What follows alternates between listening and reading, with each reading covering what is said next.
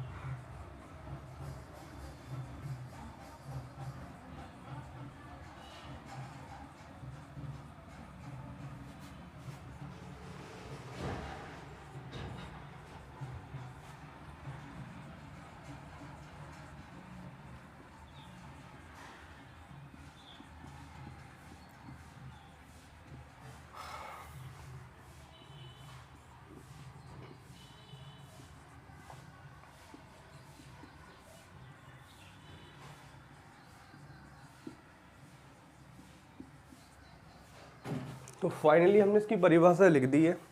एक समान वैद्युत क्षेत्र में खींचा गया ऐसा पृष्ठ जिसके प्रत्येक बिंदु पर विभव कैसा होता है?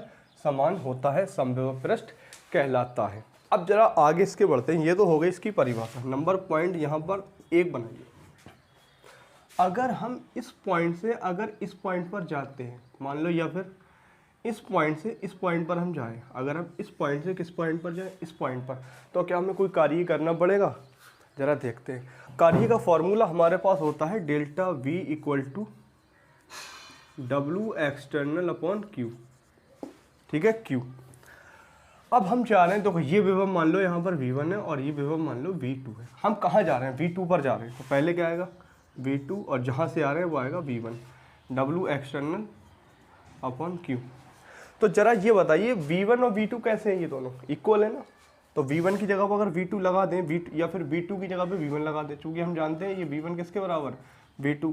तो ये दोनों एक दूसरे के जब बराबर हो जाएंगे तो यहाँ पर क्या आएगा? W external upon Q not. तो ये कैंसिल हो जाएगा, 0। तो इस तरीके से जो हमारा वो कार्य आएगा वो कितना आएगा? 0। तो इसका मतलब समविभव पृष्ठ में किसी एक बिंदु से दूसरे बिंदु तक जाने में किया गया कार्य शून्य होता है।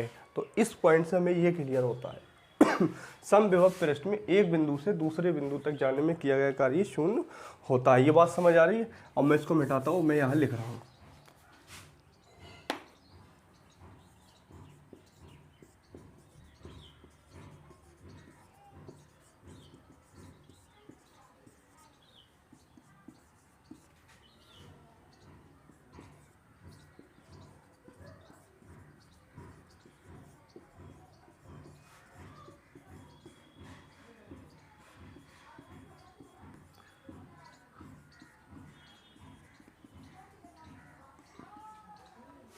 किया।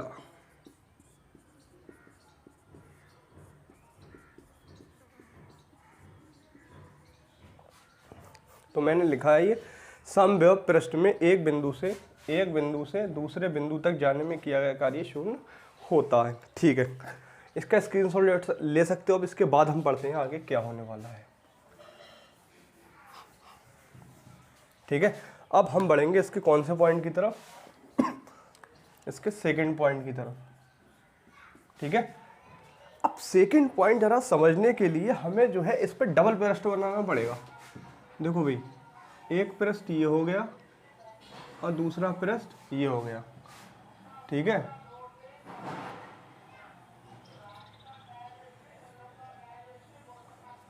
ये दो पृष्ठ हो गए हमारे पास। ठीक है, इसका केंद्र O है, ये त्रिज्या कितनी है R, ये मान लो स्मॉल r है, और ये त्रिज्या होगी कैपिटल R। ठीक है, अब सुनो जरा, विभव यहाँ निकालो, यहाँ निकालो, यहाँ निकालो या यहाँ निकालो, सबका विभव क्या आएगा, KQ/r आएगा, KQ/r आएगा। उसके बाद यहाँ विभव निकालो या यहाँ निकालो, यहाँ निकालो या यहाँ, सब में क्या आएगा, KQ/, त्रिज्या कितनी है इसकी, कैपिटल R। ठीक है, अब जरा बताओ, अब हम क्या कर रहे हैं, इस वाले पॉइंट से, मतलब इस पृष्ठ से इधर जंप कर रहे हैं, इस वाले पृष्ठ से दूसरे वाले पृष्ठ पर हम जंप कर रहे हैं। ठीक है, तो क्या किया गया कार्य शून्य होगा, तो किया गया कार्य शून्य नहीं होगा, क्योंकि यहाँ पर जो विभव है वो कितना हो गया, KQ/r। चलो मान लो अगर इसको ये V1 हो गया KQ/r, KQ/r, और V2 मान लो ये है, इस पर विभव कितना आएगा टोटल, KQ/R। अब किया गया कार्य शून्य नहीं होगा, क्योंकि V1 और V2 दोनों ये कैसे आ रहे हैं, अलग अलग। तो V1 V2 ये कैसे हैं, अलग अलग, क्योंकि डेल्टा V हमारे पास होता है W external/Q0 होता है, या Q सिर्फ लगा दो। तो यहाँ पर V2 अगर V1 ले लो, तो V1 यहाँ भी, ये दोनों जब वैल्यू तुम रखोगे तो ये एक दूसरे के इक्वल नहीं है, जबकि जब इक्वल नहीं होगा तो ये कटेगा नहीं, और जब कटेगा नहीं तो किया गया कार्य शून्य नहीं होगा। तो अब हमें ये पता चला है कि समविभव पृष्ठ में एक पृष्ठ से दूसरे पृष्ठ की ओर जाने पर किया गया कार्य शून्य नहीं होता है। समविभव पृष्ठ में एक पृष्ठ से दूसरे पृष्ठ की ओर जाने पर किया गया कार्य शून्य नहीं होता, लेकिन एक ही पृष्ठ के एक बिंदु से दूसरे बिंदु तक जाने में किया कार्य शून्य होता है, लेकिन एक से दूसरे पर जाने में किया गया कार्य शून्य नहीं होता है। अब मैं यहाँ पे लिख रहा हूँ,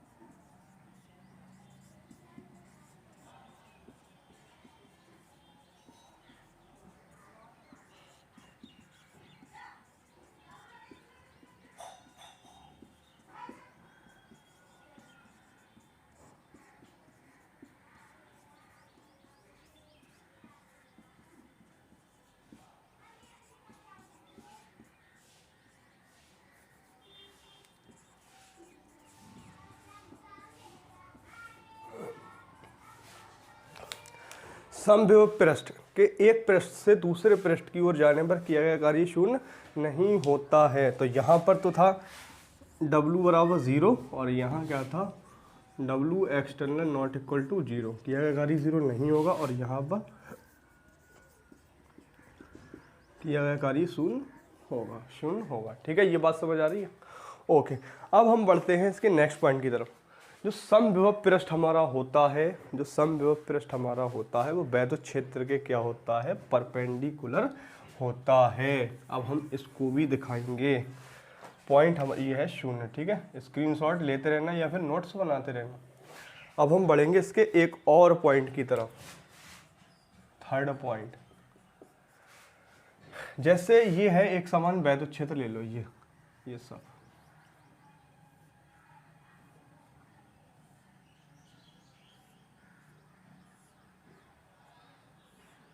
और इसमें हम बना रहे हैं एक पृष्ठ।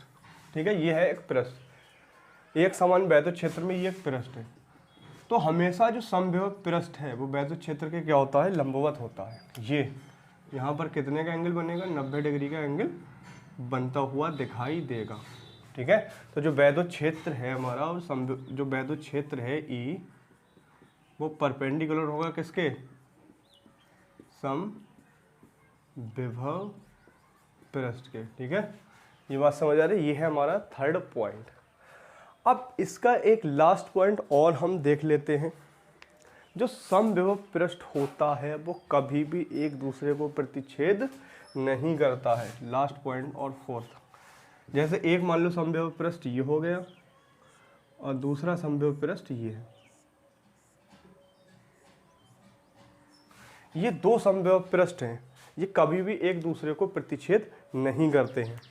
जैसे अगर एक चीज़ ये बताइए कि जो समविभव पृष्ठ होता है वो वैद्युत क्षेत्र की क्या होता है, लंबवत होता है।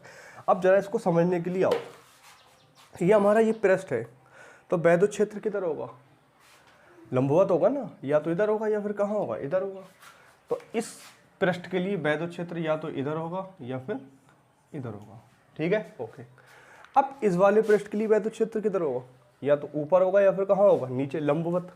तो इसी पॉइंट पर या तो वैद्युत क्षेत्र ऊपर होगा या फिर नीचे होगा। अब एक ही पॉइंट पर वैद्युत क्षेत्र की कई दिशाएं आ रही हैं और ये जो है इम्पॉसिबल है। एक ही पॉइंट पर वैद्युत क्षेत्र की केवल एक ही दिशा होती है और यहाँ पर ये क्या हो गया है, रॉन्ग। तो इसलिए हम कह रहे हैं कि समविभव पृष्ठ एक दूसरे को कभी प्रतिच्छेद नहीं करते हैं। समविभव पृष्ठ एक दूसरे को प्रतिच्छेद नहीं करते हैं, एक दूसरे को प्रतिच्छेद नहीं करते हैं। तो समविभव पृष्ठ एक दूसरे को प्रतिच्छेद नहीं करते हैं। अब इसका एक और लास्ट पॉइंट देख लेते हैं एडवांस लेवल का। तो ये था अपना, यहाँ तक स्क्रीनशॉट लो फटाफट।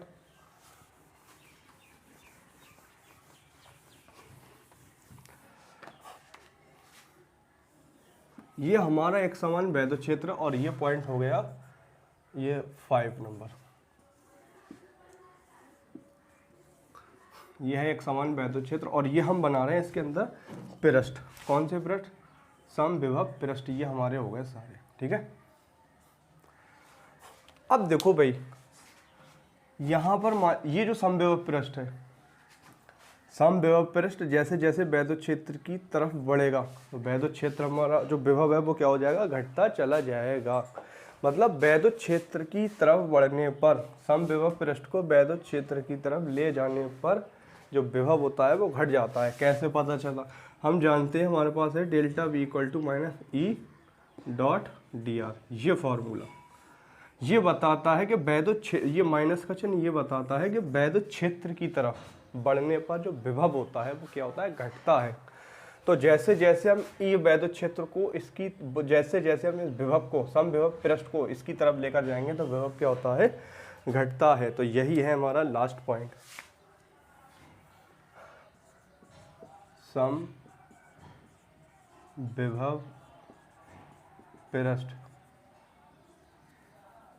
वैद्युत क्षेत्र की दिशा में घटता है, दिशा में घटता। तो ये था हमारा समविभव पृष्ठ। अगर कोई ऐसा पॉइंट है जो समझ में नहीं आया है तो आप इसको दोबारा से रिपीट करके देख सकते हैं।